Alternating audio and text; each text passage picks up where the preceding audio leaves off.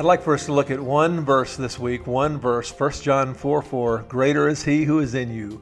Greater is he who is in you than he who is in the world. Do you want to live the greater is he who is in you than he who is in the world life? That's what we're going to talk about today. And one other verse we're going to talk about actually from next week's lesson, but it ties in so closely to this week's topic that we're going to deal with it today. The first observation, the kind of obvious observation is this.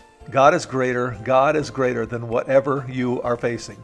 Whatever fear, discouragement, loneliness, worry, guilt, temptation, anger, resentment, doubt, procrastination, failure, or jealousy, God is greater. Mike Singletary tells this wonderful story. He says, it would be great if you could pick when you got a fever, the flu or the cold. Obviously, we can't. The fact of life is that no comfort to a football player. Waking up sick before a game is the worst of scenarios. It happened to me once. We were playing the Washington Redskins. I was as ill as I have ever been. The day before the game, I had vertigo, was vomiting. I had to crawl to the bathroom and spent the day turning myself inside out. The room would not stop spinning. I wasn't any better the next morning, so I called our trainer in panic. Freddie, I can't get out of bed. I've got to get up. I'll fall down. Freddie suggested that I sit out the Redskins game. No way, I exclaimed. I'm going to play. I don't know how, but I'm going to play. I called my roommate, Sean Gale, and asked him to take me to the stadium. On the way to the game, I told Sean, I don't know how I'm going to play today. All I know that is on every play, I need to say, greater is he who is in me than he who is in the world. And my admonition to you is that through every day you would say to yourself, greater is he who is in me than he who is in the world. He says, if I say that, I think I'll make it. And I was serious. As I was talking, my vision was so blurred that I saw three of Sean's. In fact, I saw three of everything. I was still seeing in threes when I went to the field. During the game, I just hit whatever was in the middle, whatever was in front of me. After each play, Sean would grab me and say to me, Mike, greater is he who is in you than he who is in the world. He did that after every single play, the entire game. Sometimes I prodded him, come on, Sean, say it louder. And he screamed, greater is he who is in you than he who is in the world. I know it's hard to believe, but that was one of the greatest, best games I played all that year. There was no question about it, how great God was and is. Greater is he who is in you than he who is in the world, and God is greater, and that's our first observation. Well, it raises a question, and that is, why don't we live? Why don't we live this greater is he that is in you life? And that is my second observation. And that observation is this, and that is victory comes through faith. And many times we do not have faith. 1 John 4:4 says, Dear children, we are from God and have overcome them because the one who is in you is greater than the one who is in the world.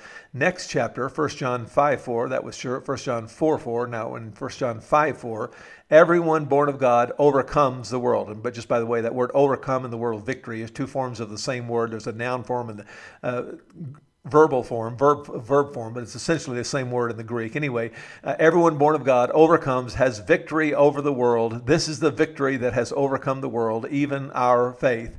Who is it that has victory over the world? Who lives the victory in Jesus' life? Who overcomes the world? Only the one who believes. Belief. Faith is the conduit through which God flows his power.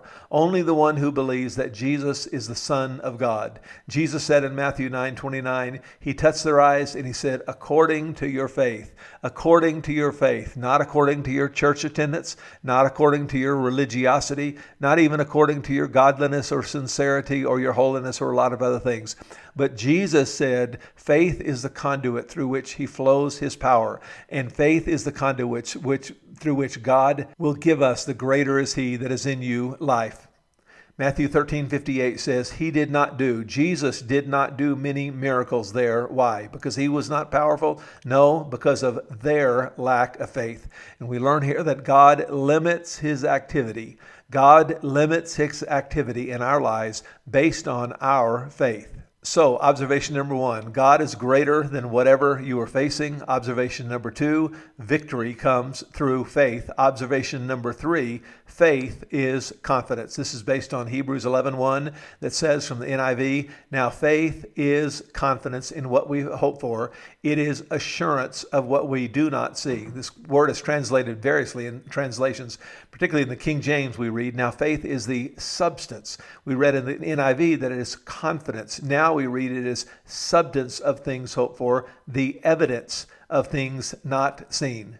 And the word in the Greek pictures a rock that is under your feet. And it reminds me of a little slogan I say to my grandbabies when I take them hiking sometimes. And we get on a particular place where there's some rocks that might be loose. And I'll always say to them, check it before you step it. Check it before you step it. Put your weight halfway on that rock and kind of move it around a little bit and make sure it's going to hold you up. And this word in the Greek can signify two different things. It could signify the stability of that rock. You check it before you step it and you realize that rock is stable. And that's the King James translation. It is the substance. It is the solidness of that rock. Faith is the substance. It's the solidness of that rock. But it is also the confidence that comes in our heart when I put my foot on a rock and the rock doesn't move. And I put a little more weight on it, and I can't move it around. And it just gives me a feeling of confidence. And that is what the writer of Hebrews is saying, that faith is both. It is both the substance underneath us. It is what we trust in.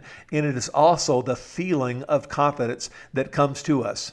Observation number 4, and this is the main thing we want to deal with because I think this is something that is greatly misunderstood in our day, and that is this. Faith is confidence in God.